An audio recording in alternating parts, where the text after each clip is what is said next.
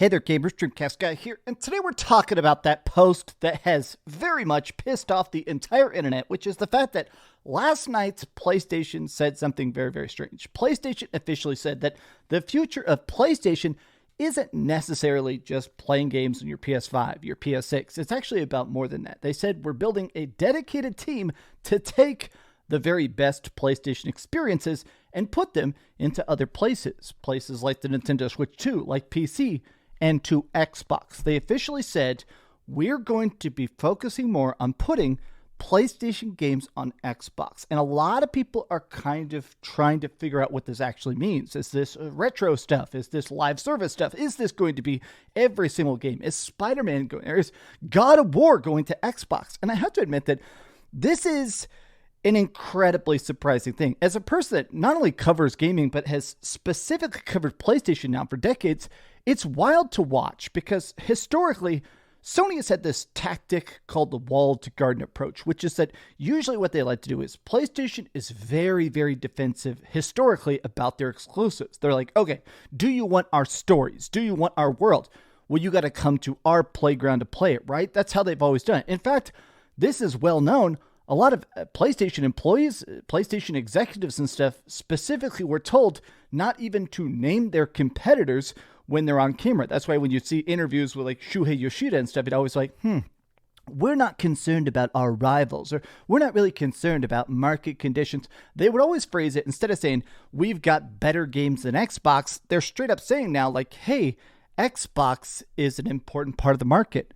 The Nintendo Switch 2 is an important part of the market, and here is how we're going to reach out to them in the future. Let's take a look at the statement, and I want to take a look at a lot of the reactions because the internet for the last 12 hours, ever since this job listing got posted, has been debating if this is a good thing, a bad thing, or honestly, the end of PlayStation. Let's talk. Hi, hope you're having a great day, and if you could please give this video a like and subscribe if you haven't already. Now, this is part of why I'm sort of shocked about this. So even yesterday, I did a video that essentially Xbox admitted that the only people buying Xbox games at this point are people on PlayStation. The top selling Xbox game of the year is actually Forza on PS5. Still incredibly weird to think about, but right now, there is an entire parade of stuff getting ready to come out. There's talks that Halo is actually prepped and ready to go on PlayStation. Flight Simulator, Xbox Flight Simulator is coming to PlayStation apparently this year. Incredibly weird to think about. But a lot of people are saying, okay, gaming has changed because budgets are bigger, graphics are more expensive. Just across the board, gaming has changed in a way where it's harder to have that walled garden approach. You do have to kind of play nice because even if you're only getting 5-10% more sales, it's worth it to reach out to people. But here's the thing. Part of the reason I'm surprised about this is that PlayStation has sort of publicly been talking about how they're working on next gen. PlayStation is very much full steam ahead on PlayStation 6. They've actually even said publicly, they've released statements saying our full goal right now, our entire focus is basically prepping things for the PlayStation 6, which apparently is coming out roughly around 2027, 2028. But it sounds like Xbox is doing the same. They're currently trying to get ready for some sort of next-gen console wars. But what if what they do is instead, okay, we've got our games, you've got your games, but every year, stuff jumps platforms. Say 2027. Let's say 2027, a big batch of PlayStation 6 games come out. Maybe late 2028, we see all those games start going to next-gen Xbox and vice versa, right? I still feel like even then, I feel like this job listing conveys more than that. A lot of people are trying to say it's probably just live service games because we know for a fact there is a lot of live service games already. This is a PlayStation Studios game. This right here, Marathon, is a PlayStation Studios game. This is the official Xbox store. So there is already some PlayStation Studios first-party stuff on Xbox, but the listing to me, it makes it sound like it's more than that. According to a job listing at Sony, their goal is to expand PlayStation Studio titles across Steam, Xbox, and Nintendo. And a lot of people are going, okay, what does this actually mean? You will play a critical role in this job to shape and execute the global commercial strategy for PlayStation Studios across all digital platforms, meaning PlayStation hardware, including Steam, Epic Games, Nintendo, Xbox, and mobile.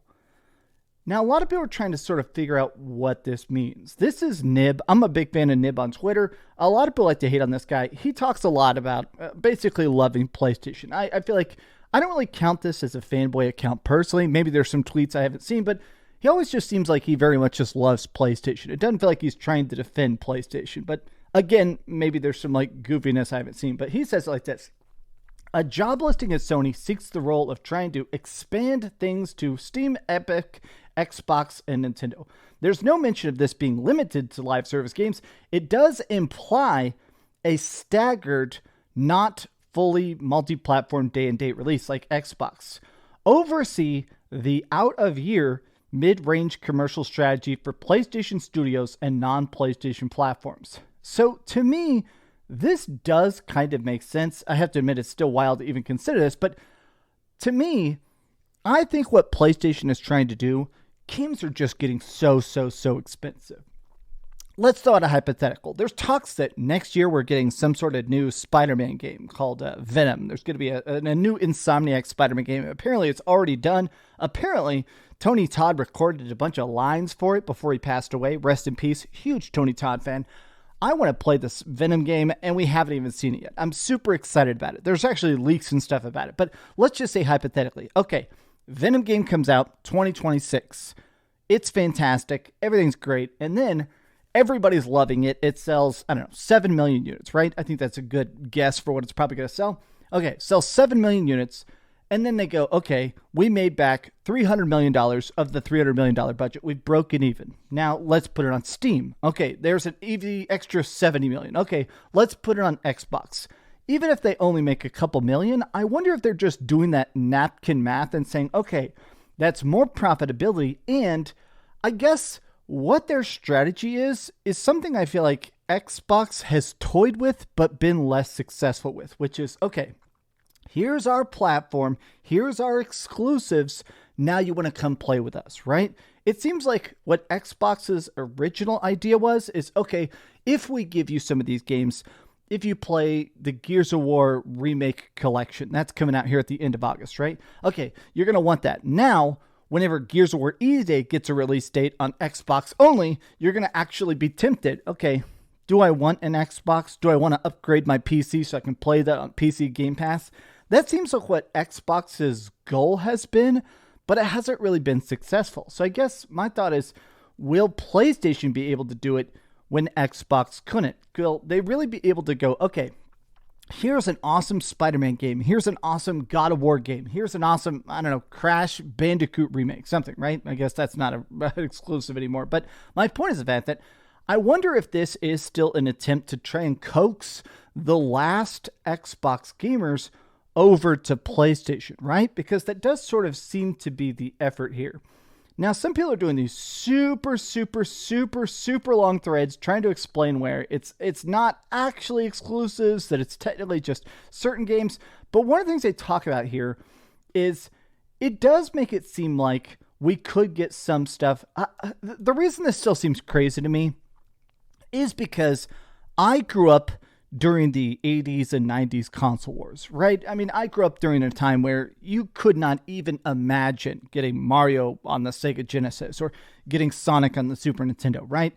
It's difficult to even imagine. It seems so impossibly preposterous. Or seeing Master Chief on the GameCube. It was just impossible. It was unfathomable.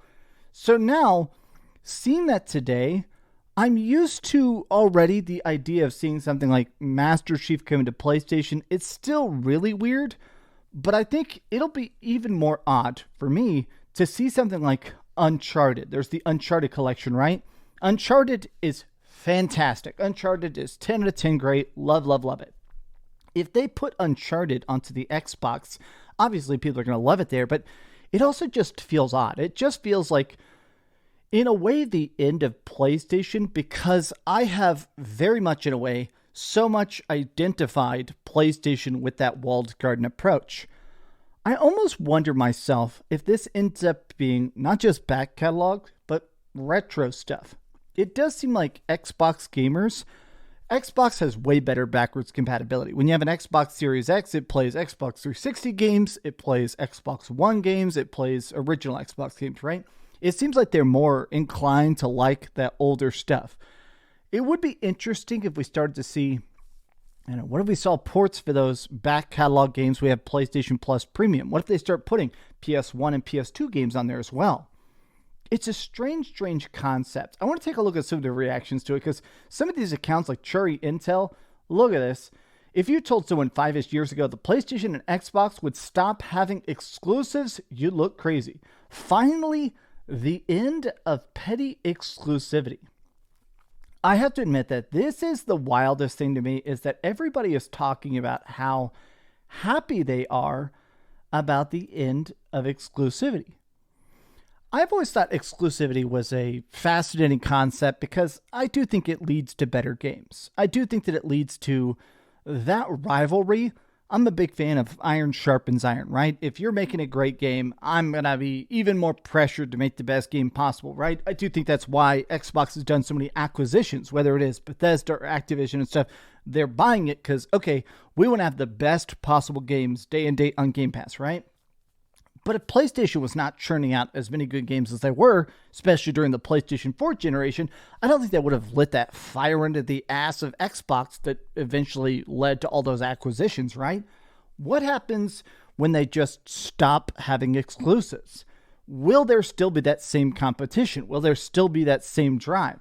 I mean, I'm just in a spot where I'm still trying to figure out what this will end up being. When I see charts like this, even if it is just older games, the idea of something like The Last of Us on Xbox, Demon's Souls on Xbox, man, it just seems so odd. So many people, though, are still saying it's only going to be the live service games. I think it's going to be everything. Oh, the tears of unfathomable sadness. Yummy, yummy. Okay, that's good. I want to end this off. Oh my God. I have to say, I did see stuff like this. I think you guys are looking a little too deeply into this. This is the owner and founder of Xbox Era. Who knows what this will actually turn into? I am seeing a lot of people say like, oh my God, this guy's trying to move the goalpost, but it's hard this time. I have to admit, these memes to me are hysterical. And let's face it, well-deserved. A lot of PlayStation fans, myself included, I thought it was ridiculous when they started doing that This Is an Xbox campaign. Doing This Is a PlayStation, that's a good burn. I might steal this and make it the thumbnail. I guess you'll know because you already clicked the video. But, oh my God. The PlayStation job listing is 9/11 for Zubitech. Zubitech is like a big PlayStation fanboy account. Oh my God. Okay, I want to take a look at the Reddit here to end off with. This is the Reddit/games, and this is Reddit/gaming leaks and rumors. Gravity Rush game rise up. Look at this. Non-zero chance we get Kratos and Master Chief in a Smash Brothers? No way. We are in the end game. This seems like it's a clear-cut case of why they would do that, no? Their games are way too expensive to make and take way too long to come out. They just want to try and make a bigger push to get their games and TV shows and movies, right? 4 games. Hilarious that it's even more transparent than the beginnings of Xbox. Because Xbox started off saying, oh, it's just a couple games. It's not a big deal. And now Xbox has gone full multi-platform. When it comes to this, Sony is straight up just saying it's everything. It's everything. We're just trying to figure out how and when and where, and we're trying to build the team, but it's going to be everything. God. Could Xbox finally be getting knacked? Stay tuned. But in all seriousness, the more platforms you release games on, the more money you make, and the more games you play. God, I just think this. People on S-Watch on a Friday night, I can tell by the comments, this has ruined plenty of people's weekends. I wonder how this is going to be with the planned, rumored PlayStation handheld coming in the next couple of years. Is Sony going to basically rely on more powerful graphical advantage versus the Nintendo Switch 2 instead of the pure platform exclusives? This is a good question. I think that there has been this idea about how PlayStation is selling well, but Nintendo Switch and Nintendo Switch 2 in certain parts of the world is absolutely dominating. And I do think that part of the reason the Nintendo Switch is selling so well is sort of the idea of portability, which is the fact that a lot of people don't play this that much. I think they said something like 15% of people that own a Nintendo Switch said they predominantly play it handheld. But if you quiz people and ask people, why do you only play on Nintendo Switch? Why are you so dedicated to Nintendo Switch? A lot of people say, because I can play it handheld. I almost feel like it reminds me of that Walmart paradox, which is that it's not 24-hour anymore, or most Walmarts aren't 24-hour anymore. But when Walmarts were all 24-hour, Walmart was very, very clear about the fact that they said, hey, even though we're not doing a lot of business at 3 a.m., we do way more business at 3 p.m. if you always know that Walmart is going to be open. If you always know that Walmart's going to be open, you're more inclined to go there. Before Target, before Tom Thumb, you're going to go to Walmart because you always know it's open. I almost wonder if, in a way, PlayStation is trying to copy that mythos. I do think that a lot of the reason that Walmart sells so much, the reason Nintendo Switch sells so much, is that you know what you're getting. It is the everywhere thing, right? I wonder if PlayStation is just throwing out a wide net and saying, we want you to play our games anywhere. We know they're best on PlayStation. We know you're going to want to have that PlayStation 5 Pro or the PlayStation 6 because it'll have the best graphics and the coolest controller and haptic triggers and stuff like that. But even beyond that, if you're willing to wait, you'll still get the very best PlayStation games on Xbox, on PC, on Nintendo Switch. No matter what, we're going to get your money because we have the best games. It's an interesting experiment, but if I'm being brutally honest, I feel like none of this is going to matter if PlayStation does not figure out how to start making games faster. Because at their current pace, it's so slow. I don't care where their games end up. I just want their games to come out. I don't know. These are just some off-the-cuff thoughts. How do you feel about PlayStation as it currently exists? How do you feel about Xbox as it currently exists? And are you personally excited for the idea of getting PlayStation exclusives on other platforms? I do think that I still am not really a big fan of my Nintendo Switch 2. You can see how covered in dust it is. I'm literally wiping off dust mid-video. But I think it would be cool to play a game like Knack on my Nintendo Switch 2. Or Astrobot. I'd totally play Astrobot completely 100% again. Fresh account right now on my Nintendo Switch 2. But how do you feel about current PlayStation, and how do you feel about the idea of the death of exclusives? Let me know your thoughts in the comments down below. And if you enjoyed this video, be sure to give it a like, subscribe if you haven't already, and please keep dreaming. All right, I'm going to go watch Fantastic Four First Steps with my friends. And I saved up all my calories. I'm allowed to eat something bad today. I'm going to have a big old sloppy burger and some sweet potato fries. Thanks so much for watching that video. If you want to see something else, you can always click this link to see what I put up last, or, subscribe and see what's coming up next. Also, I promise that whatever I do, it'll try not to suck.